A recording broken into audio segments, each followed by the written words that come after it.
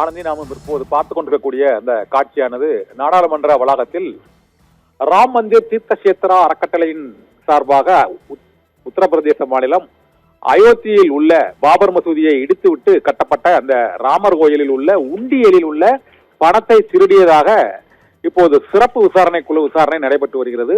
உண்மையில் இந்த பணத்தை திருடுவதற்கு உடந்தையாக இருந்தவர்கள் யார் என்ற கேள்வி வந்திருக்கிறது. இது தொடர்பாக லக்னோ மண்டல காவல்துறையினர் விசாரணை நடத்தி வந்த நிலையில் உச்சநீதிமன்றம் ஒரு சிறப்பு புலனாய்வு குழுவை விசாரணைக்கு அமைத்து உத்தரவிட்டிருக்கிறது. அந்த சிறப்பு புலனாய்வு குழு விசாரணையில் உண்மையில் ராம் மந்திர் உண்டியல் முறைகேட்டில் ஈடுபட்டவர்கள் யார் என்பதை உடனடியாக கண்டுபிடிக்க வேண்டும் என்று எதிர்க்கட்சி எம்பிக்கள் இன்று நூதனமான முறையில் ஆர்ப்பாட்டத்தில் ஈடுபட்டார்கள். அப்போது அந்த அயோத்தியில் உள்ள அந்த கோயிலின் உண்டியலை நாடாளுமன்ற வளாகத்தின் முன்பு அந்த ராம் மந்திர் தீர்த்த கஷேத்ரா அறக்கட்டளையின் சார்பாக வைக்கப்பட்டு அதற்கு பணத்தை உண்டியலில் பொதுமக்கள் செலுத்த வருவது போலவும் அந்த உண்டியலை அந்த அறக்கட்டளை நிர்வாகிகள் எடுத்து செல்வது போலவும் அந்த காட்சிகள் அமைக்கப்பட்டு இந்த போராட்டம் நடைபெற்றது.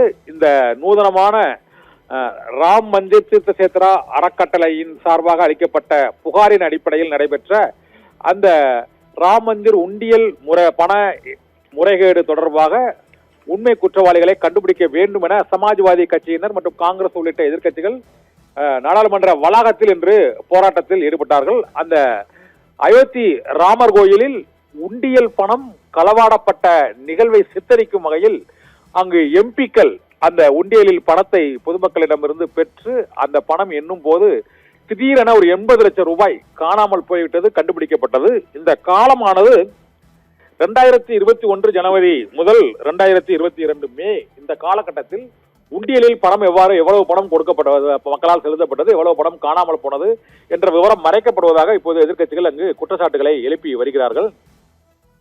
ராமர் கோயிலில் உள்ள உண்டியலில் உள்ள பணம் எண்ணும் போது அந்த பணம் நாள்தோறும் குறிப்பிட்ட அளவு பணம் கையாடலில் ஈடுபட்டிருப்பதாக புகார் எழுந்ததை அடுத்து இந்த விசாரணை தீவிரமடைந்திருக்கிறது. இதனால் அயோத்தியில் ராமர் கோயிலில் உள்ள உண்டியல் பணத்தை கூட அரசாங்கத்தால் பாதுகாக்க முடியாத சூழ்நிலையில் உத்தரப்பிரதேச மாநில பாரதிய ஜனதா கட்சி அரசு இருக்கிறது என்பதை குறிக்கும் வகையில் எதிர்க்கட்சி எம்பிக்கள் முழக்கங்களை எழுப்பினார்கள். இன்னும் சில மாதங்களில் உத்தரப்பிரதேச மாநிலத்தில் சட்டப்பேரவை தேர்தல் வர உள்ள சூழ்நிலையில் இந்த ராம் மந்திர் உண்டியல் முறைகேடு தொடர்பான வழக்கு விசாரணை இப்போது புதிய அரசியல் சர்ச்சையை ஏற்படுத்தி இருக்கிறது. அதை எதிரொலிக்கும் வகையில் இன்று நாடாளுமன்றத்தில் எதிர்க்கட்சி எம்பிக்கள் இந்த நூதன போராட்டத்தில் ஈடுபட்டனர். ஆனந்தி.